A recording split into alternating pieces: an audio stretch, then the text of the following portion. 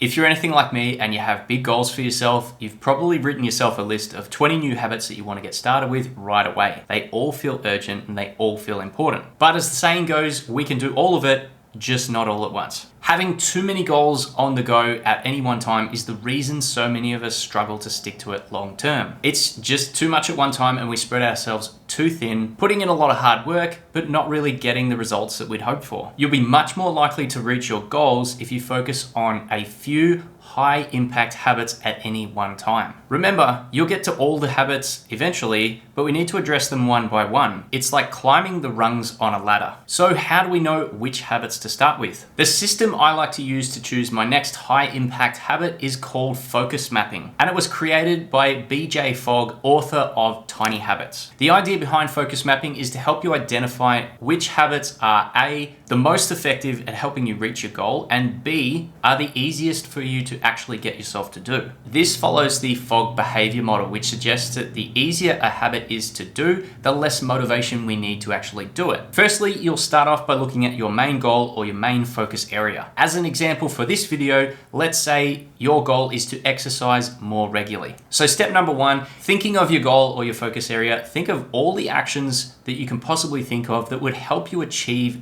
that outcome. And don't worry about whether you can actually do it right now. Don't judge yourself. Don't overcomplicate it. You're just looking for ideas and possibilities at this point. Some behaviors might be habits that you do multiple times. Others might be things that you only do once. Keep them specific and measurable, how many times you're going to do them per day or per week. For an example, here's a list of habits that you can do in order to achieve the goal of exercising more regularly. You could set out workout clothes before bed each night. Schedule in 3 weekly workouts in my calendar every Sunday night. Hire a personal trainer for 2 workouts per week. Buy new workout clothes. Ask a friend to be my accountability buddy and commit to messaging them 3 times per week after I've done my workout. Go to a group fitness class 2 days per week. Join a gym. Go for a morning walk before breakfast 3 times per week. Download a new audiobook to listen to on those walks. So step number 2 is to plot those actions on a focus map. The vertical axis of your focus map sorts behaviors from least effective, low impact, to most effective, high impact at reaching your goal. The horizontal axis sorts your behaviors from least doable, the hardest that you can't see yourself doing realistically very often, all the way through to most doable, easiest, and that you're pretty confident that you could do this very often and very easily. I recommend using post-it notes for this exercise because it's easier to move things around and visualize it and just get a bird's eye view of everything that's happening. You can also write it down, draw it on a whiteboard, or just type it up on the computer if you want to. First, you're going to sort your behaviors on the vertical axis from least effective to most effective. Next, you're going to move those behaviors on the horizontal axis according to whether they're the least doable or the most doable for you right now in your situation. When considering doability, look at your current time, energy, availability, your schedule, any competing demands that you have, and then what you actually want to do. At this point, you want to look at what's realistic for you to do, not what you think you should do and not what you think other people think you should do. This is crucial to your success with it. And step number 3 is to select the high impact habits that you can realistically see yourself doing. So looking at your focus map, we're now going to select a maximum of 3 to 4 habits to focus on this month. Remember, we don't want to focus on more than 4 habits at any one time to prevent us from spreading ourselves too thin. If you have more than one goal that you're working towards, choose 1 habit per goal. So on your focus map, you'll look at the top right quadrant. The habits that fall here are going to be both high impact, highly effective at getting you to reach your goal, and also the easiest for you to do. This is the sweet spot, and this is exactly what we're after here. These are going to be the habits that you're going to pick from. If you don't have any habits in this section, you may need to think about the ideas again and come up with ideas that are both easy for you to do and also high effective.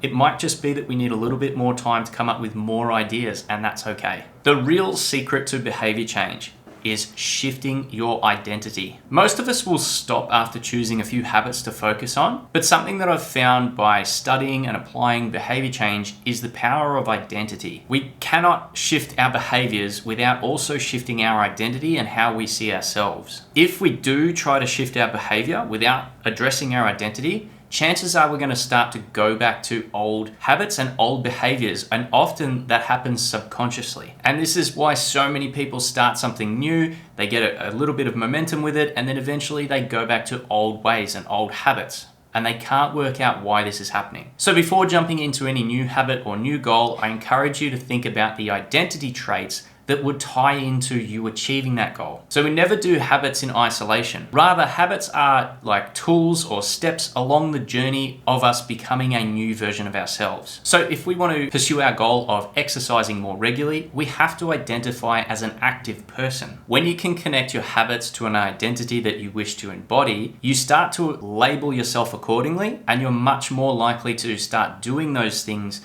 more often and in accordance with that identity. But be aware, this can also work in reverse, and you have to watch how you label yourself and you speak about yourself, because you might be reaffirming old identities that aren't really serving you anymore and that you don't wish to embody. You'll hear this all the time. So for an example, people will say, I'm just really unorganized, I'm not a morning person. These are examples of self-affirmations. They keep you believing that you are the current identity that you say you are. So when considering an identity trait, I like to use the filter of an I am statement. So as an example, I am active, I am focused, I am calm. I also recommend tracking how well you embody that identity trait day to day, as well as how often you follow through on the habit that you've selected for yourself. This gives you a fuller picture as to whether or not you're moving in the direction that you want to go. This is important because sometimes we miss a habit for whatever reason, but if we still feel like we're embodying that new identity and we're moving in that direction, it's still a win for the day. And in the beginning, yes, this can feel kind of weird,